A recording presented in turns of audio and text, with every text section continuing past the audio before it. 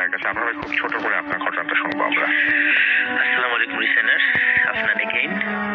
আসল ভাই, এখন যে ঘটনাটি বলবো সেটা আমাদের রাজবাড়ির যে গৌতি স্ট্রিমের সদস্যরা সজীব, ফরহাদুর এই ঘটনাটি কালেক্ট করেছে, আমাকে বলেছে সেটা শেয়ার করার জন্য, সেটাই বলছি।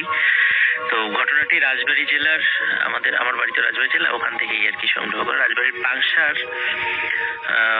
পাড়া বেলগাছি গ্রামের ঘটনা এটি। তো সেখানকার এক ইমাম সাহেবের ঘটনা এটা। তো যাই হোক, খুবই অজপাড়াগা। তো ওই গ্রামে বেশ অনেকদিন আগে তাবলিগ জামাতের একটি দল ওই মসজিদে যায়। তো মসজিদে যাওয়ার পর ওখানে ওনারা দিনের ওই দাওয়াতগুলো করতে থাকেন। তো একটাই হয়, ওখানে একটা হঠাৎ মসজিদে ঠিক রাতের বেলা একটা লাশকে গোসল করানোর জন্য নিয়ে আসা হয়। তো লাশটি প্রতিপক্ষের হাতে খুবই নৃশংসভাবে খুন হয়েছিল লোক। তো পরবর্তীতে পুলিশ পোস্টমর্টেম করে লাশটি নিয়ে আসে, পরিবারের কাছে হস্তান্তর করে, বলে যে রাত্রে যেন দাফন করে দেওয়া হয় লাশটিকে, লাশটার অবস্থা ভালো নয়।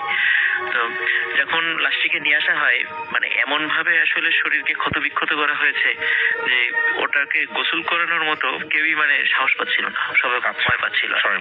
এখন মসজিদে যখন তাবলিগ জামাতের লোকেরা আসেছেন, তো ওনারা বললেন যে আপনারা যদি ভয় পেয়ে থাকেন তাহলে আমরাই এই কাজটা করতে চাই, আমরাই এটাকে গোসল দিয়ে জানাজা করে আমরা কবর দিয়ে দিই, আপনারা শুধু সাথে থাকেন আর কি, আর কিছু করতে হবে না। তো ঠিক আছে, ওনারা এই কাজটি করলেন। কাজটি করে ওনারা, ইমাম সাহেব ওই সাথে ছিলেন না, কারণ জানাজা উনি খুব ভয় পাচ্ছিলেন আর কি। সব প্রক্রিয়াটা তাবলিগ জামাতের লোকেরা করে ওনারা সবকিছু দাফন কাফন শেষ করেন। তো যাই হোক, প্রথম এই ঘটনা ঘটে যাওয়ার তাবলিগ জামাতের লোকরা ওনারা কাজ শেষ করে চলে যান, 3-4 দিন পরে মসজিদ থেকে চলে যান।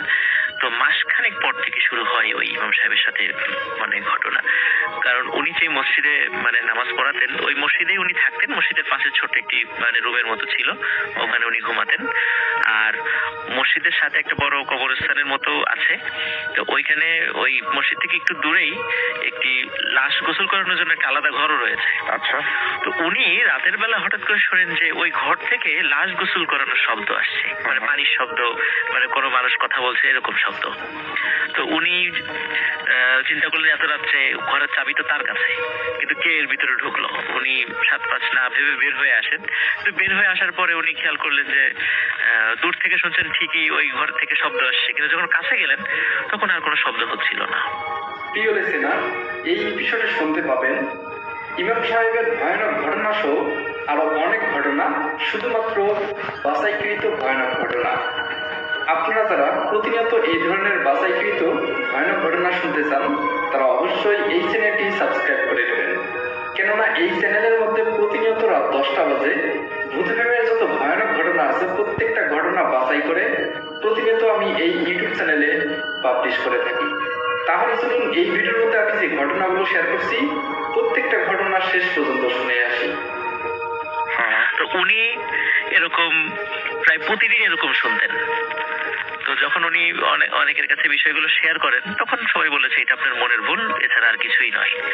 তো উনি বেশ এটা নিয়ে খুব ভয়ে ভয়ে থাকলেন। কিন্তু এই ঘটনার ভিতরে ওই গ্রামে আর ওইভাবে কোনো লোক মারা যায়নি, এবং উনি কোনো জানাজার নামাজও পড়াতে যাননি। কিন্তু সমস্যা হলো ওই গ্রামে এই কিছুদিন এই ঘটনা যখন ঘটা শুরু করলো, তো এর মধ্যে এই গ্রামে একজন লোক মারা গেলেন। তো যথারীতি ইমাম সাহেব যেহেতু ওখানে একজন মাত্র আলেম ছিলেন ওই গ্রামের মধ্যে, তো তারই জানাজার নামাজ পড়ানোর জন্য তাকে ডাক দেয়া হলো। তো উনি রাসেল ভাই যখনই জানাজার নামাজের জন্য সেখানে গিয়েছেন, জানাজার নামাজের জন্য দাঁড়াবেন, হঠাৎ করে লোকজন দেখলো যে উনি অজ্ঞান হয়ে পড়ে গেছেন। ইমাম সাহেব তখন ধরাধরি করে তাকে জ্ঞান ফেরানো হলো। জ্ঞান ফেরানোর পরে আবার যখন উনি জানাজার নামাজের জন্য দাঁড়িয়েছেন, ঠিক একই রকম ভাবে আবার উনি জ্ঞান হারিয়ে ফেললেন। শেষ পর্যন্ত অন্য জায়গা থেকে লোক ডেকে এনে জানাজার নামাজটা পড়ানো হলো। তো ওনাকে জিজ্ঞেস করা হলো যে আপনি জ্ঞান হারাচ্ছিলেন কেন বারবার। তো উনি ওই সময় কোনো উত্তর দেন নাই। ওই সময় উনি কাউকে কিছু বলেন নাই, বলেছে আমি অসুস্থ হয়ে পড়েছিলাম, এতটুকু বলে উনি ক্ষান্ত হয়েছেন। কিন্তু রাসেল ভাই উনি এরপর থেকে স্টিল না, উনি জীবিত আছেন এখনো, এখন পর্যন্ত কোনো জানাজার নামাজ পড়াতে পারেন না। তার পিছনে কারণ উনি বলেছেন, যখনই উনি জানাজার নামাজ পড়ানোর জন্য দাঁড়ান, তখনই দেখেন ওই যে সেই ব্যক্তিটি, যেই ব্যক্তিটির গোসল জানাজা পড়িয়েছিল তাবলিগ জামাতের ভাইরা, তো উনি তো ওটা করার নাই, জানাজা করার নাই ভয়ে। তো উনি দেখেন যে ওই লোকটি ওনার কাছে এসে দাঁড়িয়েছে এবং দাঁড়িয়ে এসে ওনার কোনো কথা ছাড়াই ওনার গলা চেপে ধরেন এবং উনি সেন্সলেস হয়ে যান। ওনার সাথে রাসেল ভাই এখনো এই ঘটনাটি ঘটছে, যিনি জানাজার নামাজ পড়াতে গেলেই ওনার সাথে এই ঘটনা ঘটে। এখন এই ঘটনার পর থেকে উনি এখন আর কোনো জানাজার নামাজ পড়ান না। এই ছিল রাসেল ভাই ঘটনা। ধন্যবাদ। থ্যাংক ইউ ভেরি মাচ আপনার ঘটনার জন্য। এখন চলে যাব সরাসরি আহমেদ বাবু ভাইয়ের কাছে, তার লাস্ট ঘটনাটা আমরা সরে আসবো। আপনারা সঙ্গে থাকুন। বাবু ভাই, আমি আপনার ঘটনা। থ্যাংক ইউ রাসেল ভাই। এই ঘটনা হচ্ছে রাহাত ভাইয়ের ঘটনা। রাহাত ভাই খুব সিরিয়াস টাইপের একজন মানুষ, যে কোনো একটা সার্ভিসে ছিলেন যেটা হচ্ছে খুব সিরিয়াস গম্ভীর, মানে গম্ভীর টাইপের সার্ভিস, যেটা নাম বললাম না। যাই হোক, উনি খুব এই অ্যাডভেঞ্চার প্রিয় মানুষ। তো উনি আমাদের ঢাকার খুব কাছাকাছি যে কোনো একটা রিসোর্ট আছে, নাম বলা যাবে না, লোকেশন বলা যাবে না, সেখানে উনি শুনতে পান সেখানকার একজন ম্যানেজার ওনাকে বলেন যে আমাদের এখানে উদ্ভট কিছু হন্টেড কাহিনী ঘটে, আপনি আসেন। যেহেতু আপনি অ্যাডভেঞ্চার প্রিয় মানুষ, তা আপনাকে আমি ইনভাইট করছি। তো উনি 3 বার ওখানে গিয়েছিলেন এবং 3 বারের মধ্যে শেষের বার উনি যে ঘটনার সম্মুখীন হন সেটা বলছি।